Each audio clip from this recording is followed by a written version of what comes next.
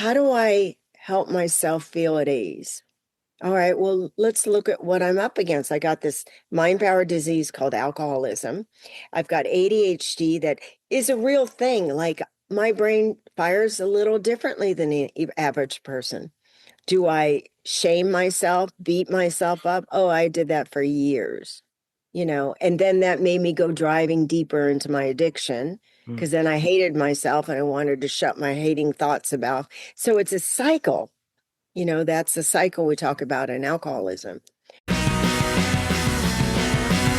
Welcome to Season 2 of ADHD Difference. I'm your host, Julie Legg, ADHD advocate, author of The Missing Piece, A Woman's Guide to Understanding, Diagnosing and Living with ADHD, and an unapologetic doer of many things. This season, we're turning up the volume with a global lineup of brilliant guests, bringing their lived experiences, insights, research, strategies, and resources.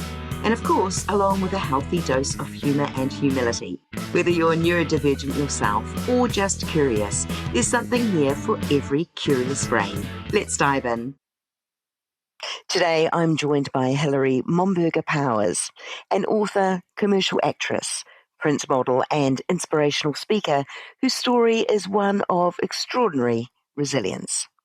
Hilary began her career at just 5 years old, voicing Sally Brown in the Peanuts cartoons, and worked steadily through childhood while carrying trauma that led her into addiction as a young teen. Decades into her recovery journey, Hilary discovered she also has ADHD, a realization that reframed so much of her impulsivity, emotional intensity, and coping patterns from those earlier years. Now, with more than 40 years in recovery, she uses her lived experience to help women heal trauma, break old belief systems, and rebuild their lives with compassion and strength. Welcome to the show, Hilary. Thank you. I really appreciate you inviting me. Good morning, good afternoon, good evening to everyone. Excellent. Now, your story begins in such a unique way, landing roles that many children could only dream of, and then being introduced to drugs and alcohol as a young teen. So, looking back with years of recovery behind you, how do you see ADHD showing up in those early years? Well, it's funny because, back in the day, they would say things like my mother would say, "Stop fidgeting, stop moving." That was her favorite line for me. And I just couldn't sit still. Everything was go, go, go, go, go, go, go. And I was an irritant. That was how my family would, it's, oh my God, she's all over the place. She can't figure, she starts things, she doesn't complete them.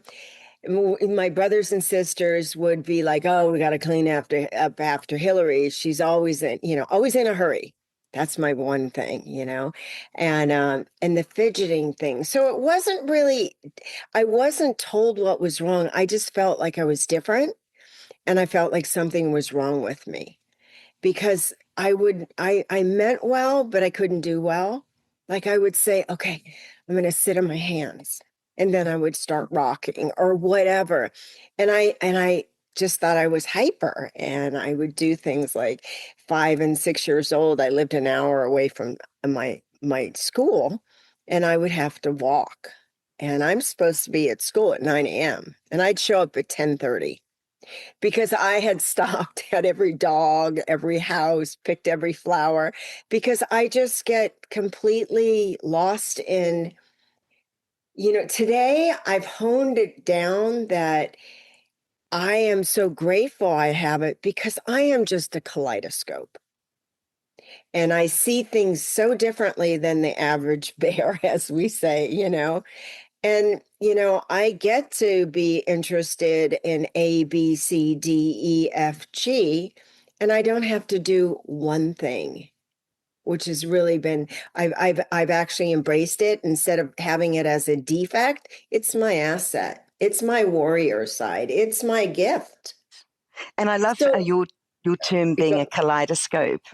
We see so many different angles and so many different so colours. It is remarkable. yeah, it's really, if you look at your, like, the world will see us as a defect, as, like, oh my God. I always say people want to have letters behind their name. Well, those are letters I don't really care to have behind my names, right? It's like I'm an alcoholic, I got ADD, I'm hyper, I'm always in a hurry, I'm turbo, I'm, whatever. I'm Hilary, and this is the package. And lucky you, you know.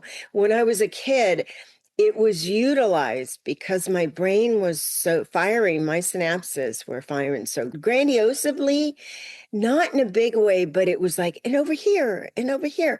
So I was easy to rein with my mother. So being a creative, I would come up with these great ideas.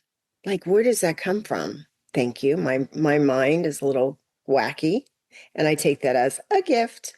And so I would come up with playful things, and I would book jobs because of it. Or they'd say, act this way. And I go, oh, okay. And I jump right in it because I'm constantly on the move. My mind is firing off so many things so quickly. And I would just grab one, and they would say, oh my God, you're so creative, such a creative little girl. But inside my head, I'm like, it didn't feel like anything stuck. That's the ADHD. Nothing sticks. It's not like that. Oh, I found it. I'm like, what does that feel like? It's like, what are we doing next? My drugs and alcohol, I was this child star, and there was a lot of pressure, and I had a narcissist mother, and I had an alcoholic mother, and her ego was never satisfied. I was her little project. When she didn't feel good, I could change. I could keep changing. Do you like me now? Am I okay now? How about this? How about that? And I was so malleable, you know. And so it worked for her. And for me, I thought I was, I always pictured it like my life is about spinning tops, all the plates. I kept spinning all the plates, until I hit my bottom with drugs and alcohol, and I let them all fall. I was like, I'm done. I'm exhausted. I've exhausted myself. And so when I was doing these, the acting and such, and there was a lot of pressure, I had to support the family in my mind. She would say things like, they're going to starve because of you if you don't get this job. And it was like, oh my God, I was taking care of 7 children. Oh, so there was a lot of pressure, which, my characteristic, I like pressure. I do really well under pressure. So I think. I get a little sloppy after a while, but I do. I like the surge. I like I just did an audition right before I jumped on with you. And my best friend says, God, you are so good under pressure. That's my mind. That's a gift. That is my blessing behind this so-called curse. We're talking a lot about addiction today, and you've described addiction as a mind, body, and soul dis-ease. As someone with ADHD, how did those ADHD symptoms and addiction feed into each other? And in what ways did they perhaps complicate each other? Oh yeah, that's a really loaded question. Well, I call it the triangle, the mind, body, and the spirit. I have this mind power disease called alcoholism, not wasm, ism. So I'm always going to have it, regardless if I stop drinking or not. I still have the original root this is the ism. And in alcoholism, one of the characteristics is I'm always in a hurry anyway. And you topple that with my ADD problem and all that. I'm in a hurry naturally because my mind's moving so quickly. And so when you tell me when I get sober, easy does it, I'm like, what does that mean? Oh my God, what are you talking about? Let go, let God, are you kidding? I'm holding on for dear life because I'm in a hurry. And so the characteristics of it also mirrors manic depressive. Everything is amazing. Everything is doom and gloom. I'm going to die. So when I talk about the having the body mind, and the spirit. Well, the first thing I got to do is I got to stabilize.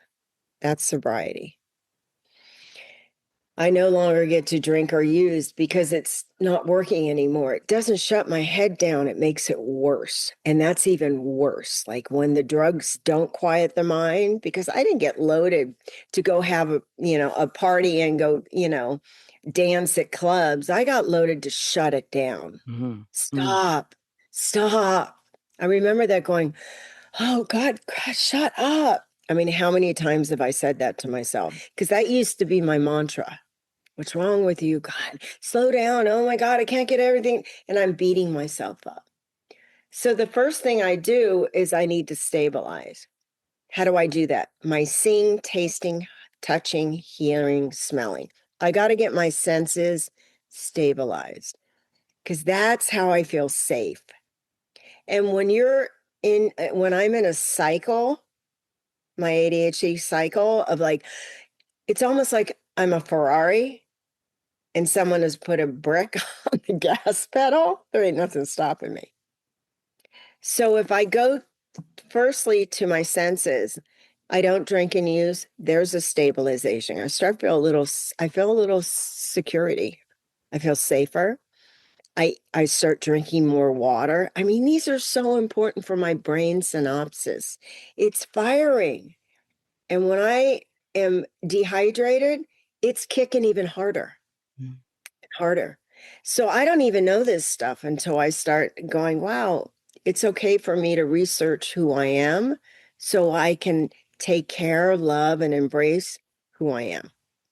If I just say, take my drinking away, then I'm stuck with this. And then I have a mind power disease above with having a little neurotransmitter, oopsie, firing wackadoodle. So I got to know, okay, so if I'm always in a hurry, which I am, that's with my alcoholism and my ADHD. How do I stop myself from being in a hurry? Then I get into take a breath. There's my seeing, tasting, touching, hearing, smelling. I take in something different. I drink water. I show up at the same place 3 times a week.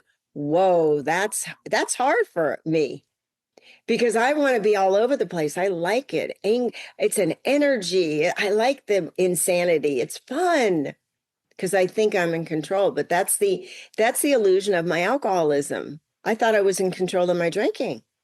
I wasn't drinking, I was being drunk. Very, very interesting things that you've said, Hilary. One, with this substance misuse, abuse, that self-medication, self-medicating using the only strategy that was available to you that you knew of, yet it didn't work, and replacing that with this grounding sense, as you've said, works better for your brain. And that's wonderful that you can, they're two extremes, aren't they?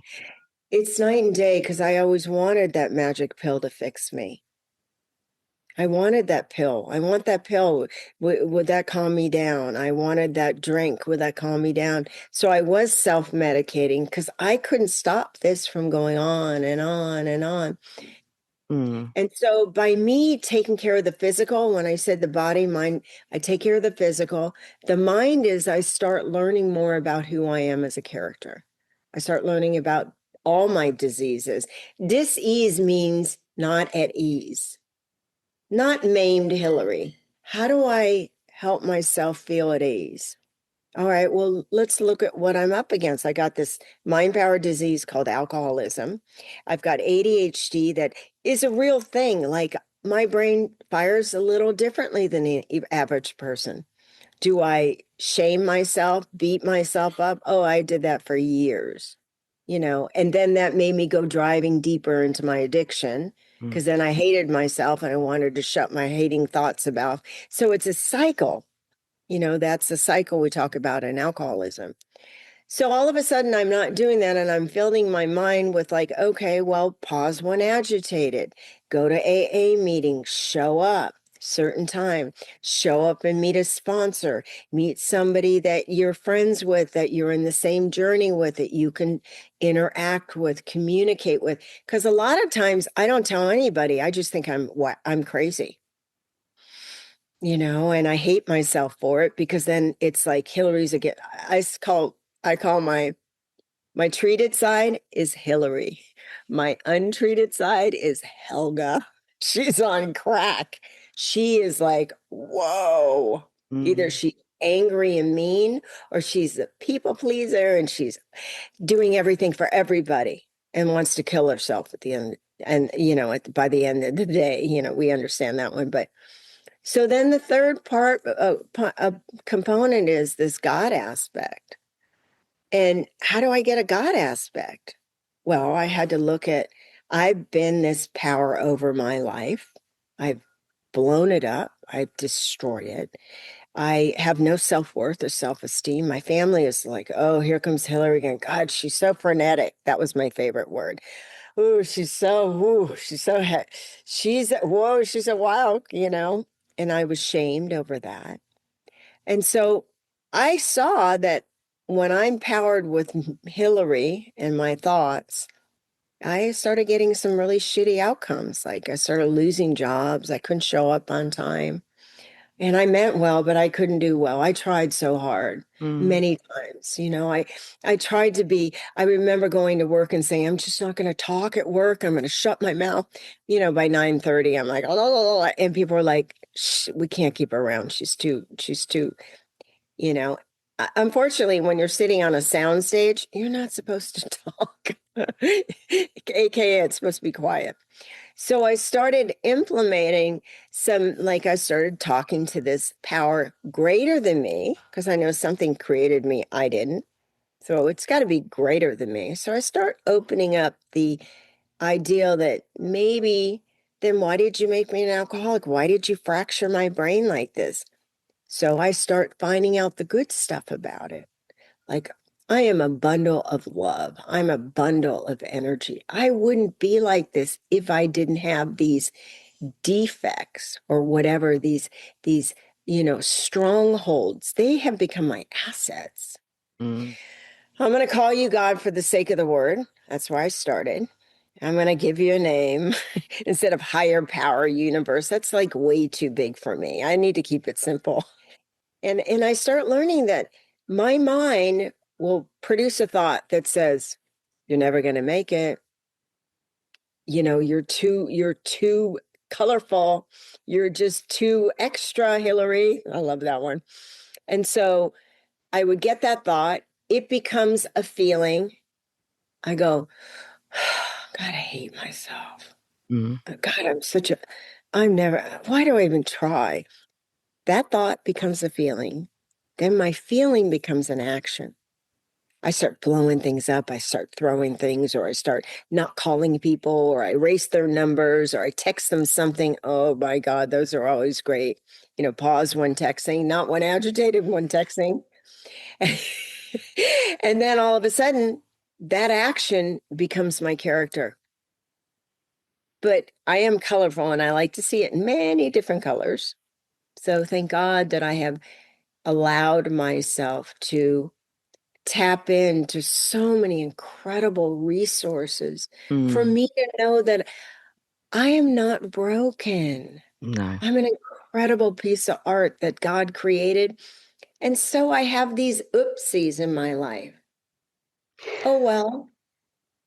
There are so many adults with addiction histories, and they discover it later in life that they were actually neurodivergent children trying to cope without that support, which we have touched on. When you look again, just back in your childhood, and the pressure and the performing and some of the trauma around that, what were some other ADHD things that you see were missed at the time beyond your fidgeting? What was something deeper that you were experiencing that perhaps were missed? Well, I couldn't read until I was 11 years old. Okay. I'm very good at parroting, so I would be told what to say and what lines to say. But because of my inability to focus, and sit still and allow things to be absorbed because of my always that anxious feeling that's going on inside. And I never told anybody because I thought that was just me. you know? And because of all that anxiety that I would have inside, and, I did the thing that bit my fingernails to the quick. I was, you know, those were a lot of the stuff. But it was more the stuff that was going on in my mind that I couldn't express it. Because also these thoughts of not being enough was so rapid fire. It wasn't like one theme. It was constantly changing. Mm. And I really, at the time, I'm the only one in the family who's like this. So I was looked at like, oh God, here she is again. Mhm. So I kind of fell into that role of being different, odd. And you get to a point when you're a kid, you're just like, I guess this is who I am. And it's not that we accept it, we surrender to it, as in a defeat. And so when I found drugs and alcohol, it became my cloak of comfort, of calming. It became my sounding board because I had a relationship with it that wasn't going to go. I saw a lot of people loved to know me, but didn't stay because of that frenetic energy. I don't know if you get what I mean. And I immediately, my interpretation of it is I'm not lovable. I'm not enough. There's something wrong with me. I'll never get anywhere. And that becomes the fear that drives me, my trauma wounds that just push me into addiction, push me into infidelity, into lying and cheating and promiscuous. It doesn't matter. I'm just going and going because I keep trying to run away from Hilary. Mm. And so you find the drugs and alcohol and you're just like, oh God, I feel great. Stops working.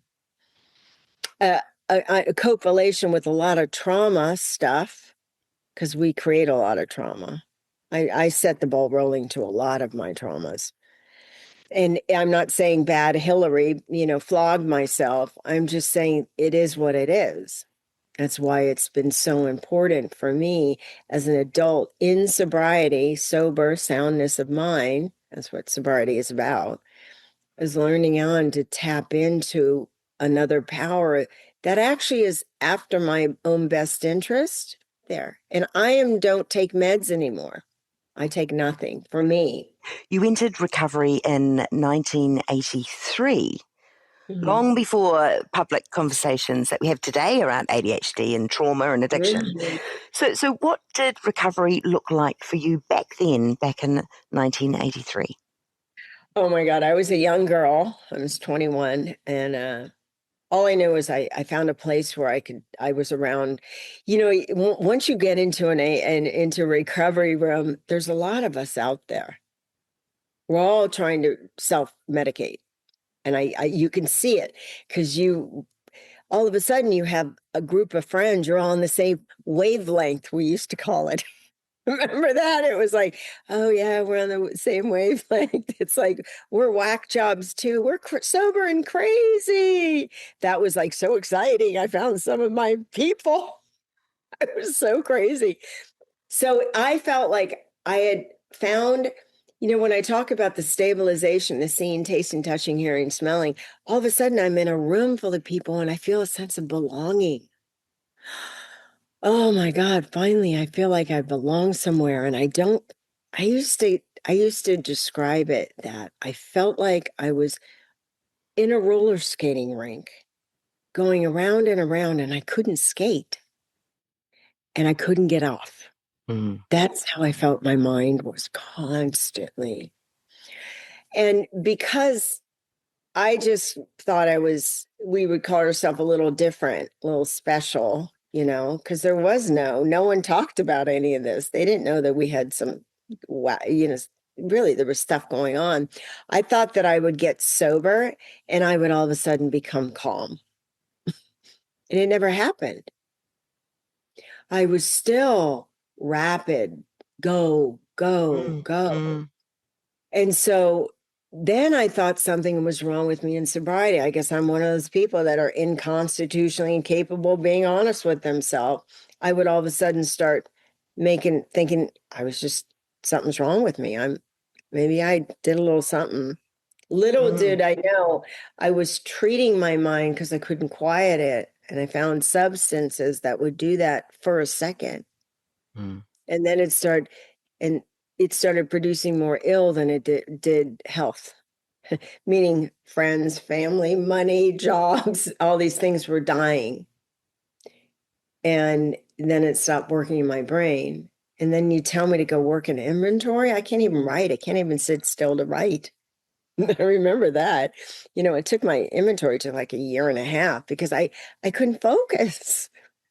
I just, and now knowing that, and then I did go the med route, and I remember my sponsor saying, Hilary, I think if you really focus on doing a proper inventory, like really like emptying your cavern and going to a power other than you, that you may have some calmness and still keep that pizzazz. Because I like the art side of me. I like the gifts that it comes with, I have a writing partner. We're both sober the same. We've been in AA the same amount of time. She has it too. And so she has it differently than me. She's like, she'll get really focused and say, okay, we're writing the script by tomorrow. And I'm like, let's go for it, And she's like, you're all over the place. And I'm like, dude, you are all over the place. But it's so funny because we are so lightness of being different. I'm straight, she's gay, she's we're just like all over the place, but we're best friends because I get her. Mm. I get her. I understand that she'll sit and focus and do it for 19 hours and then sleep for a week. And I'm like, I get you. I know. Yeah, your head hurts. She goes, man, I can't stop. And I'm like, I know, it's crazy, huh? I had a bumper sticker on my car that said sober and crazy, and I was so proud of it. Hilary, you've spoken about the inner child work that helped you move from victim to victor. And I was just wanting to ask about how that intersects with ADHD, especially for people who grew up believing these struggles were character flaws rather Yeah. than a wiring difference.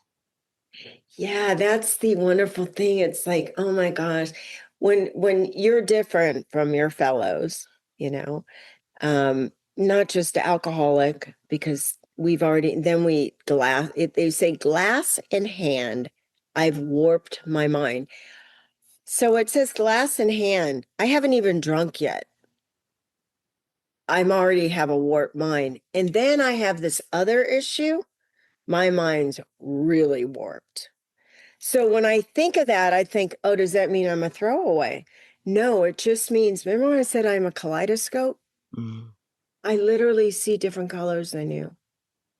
So I started putting on pen and paper when I did my inventory.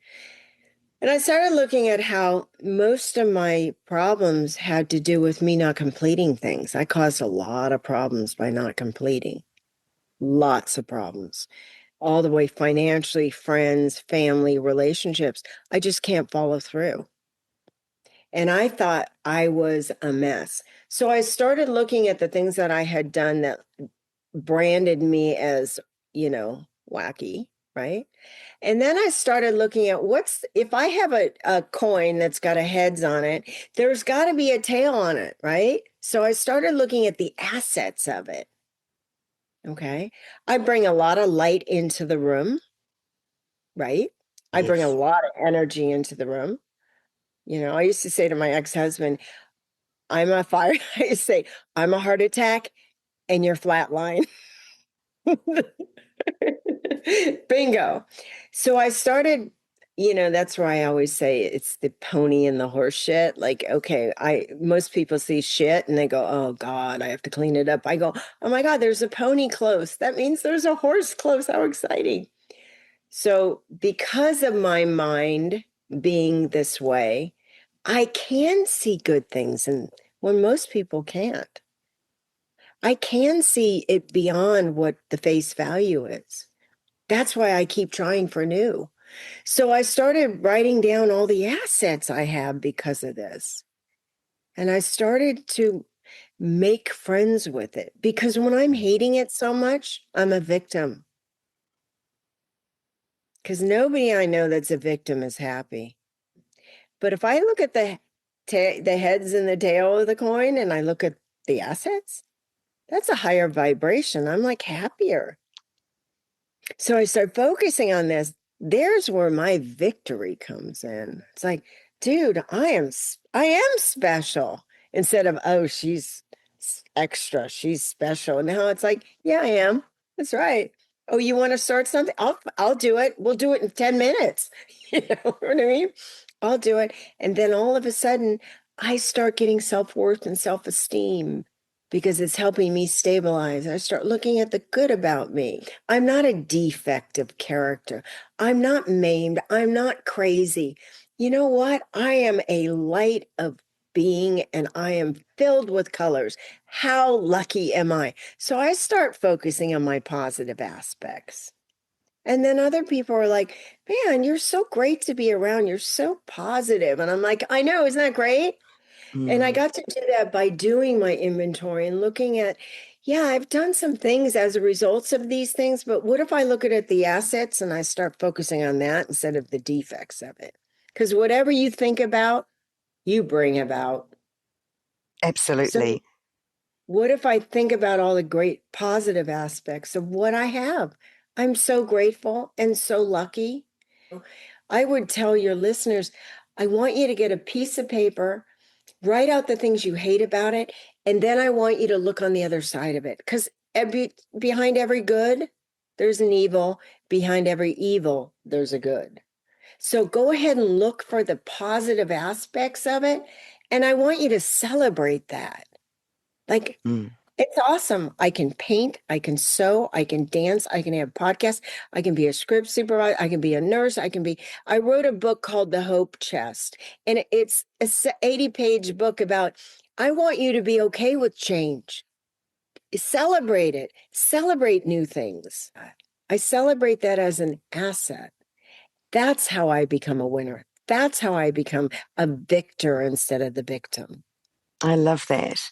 Now, there's a lot of stigma, of course, that one has to deal with around addiction, but even more so around ADHD, Right. when that's part of the picture.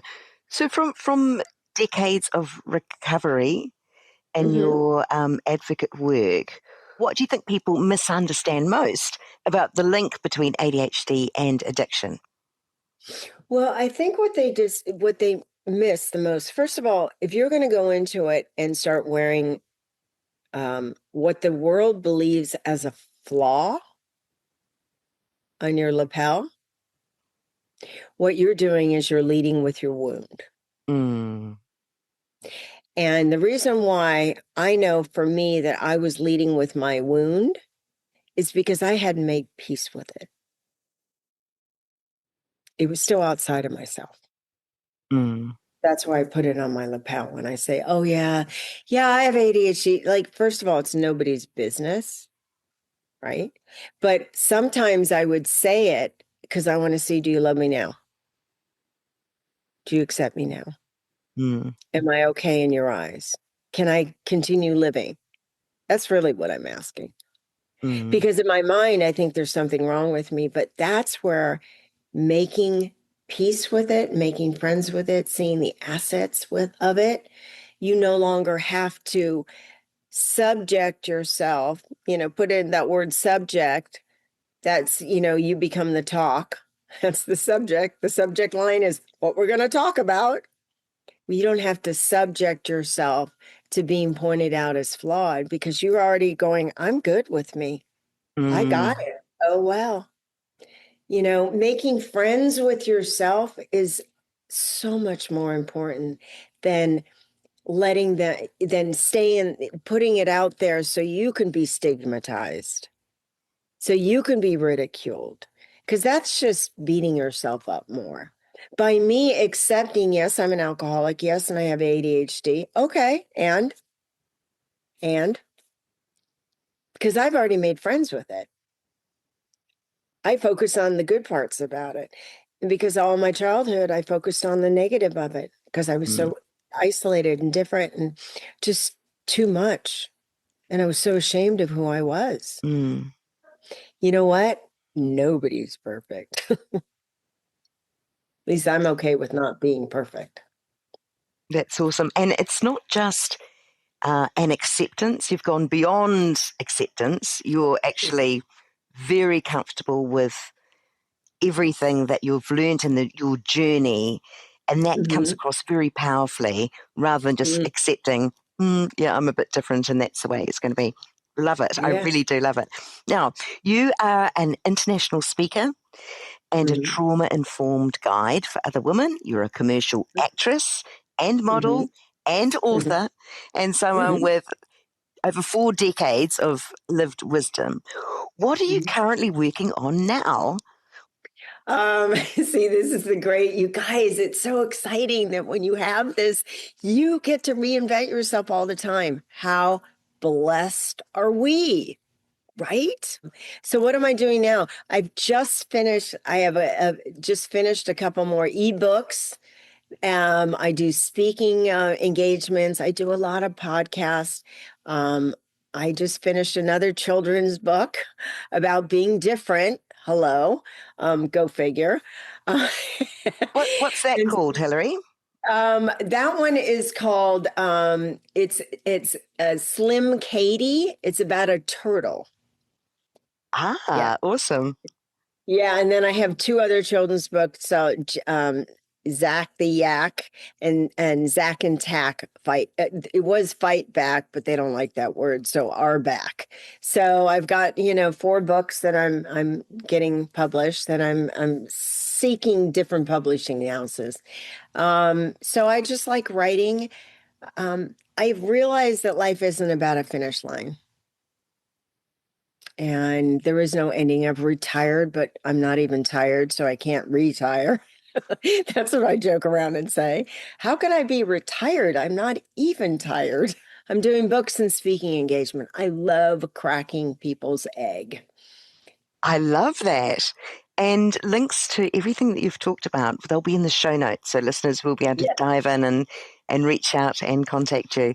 Very exciting.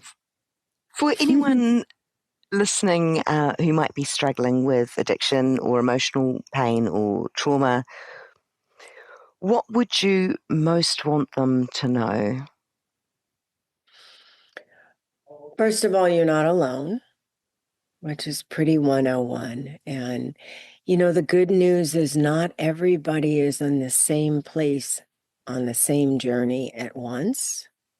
So if you're feeling really down, I want you to know that there's somebody who is no longer in your seat that you took, and they can actually help you get out of it. And there's angels everywhere. I call other people like little angels that pop in and go, "Hey, how you doing today?" When that opportunity knocks, open that door and just say, "You know what? I'm having a rough time." It's okay that you're not in a great place, because guess what? This too shall pass.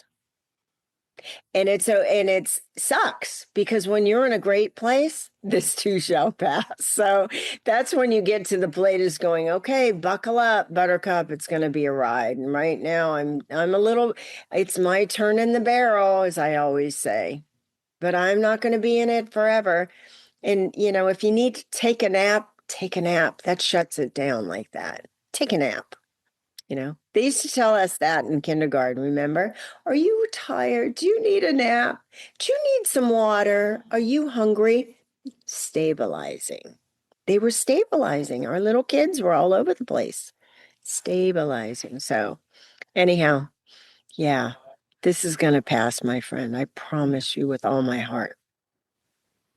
Hilary, they're marvelous words. Thank you so, so much. And on that note, I'd just like to say thank you so much for joining me today.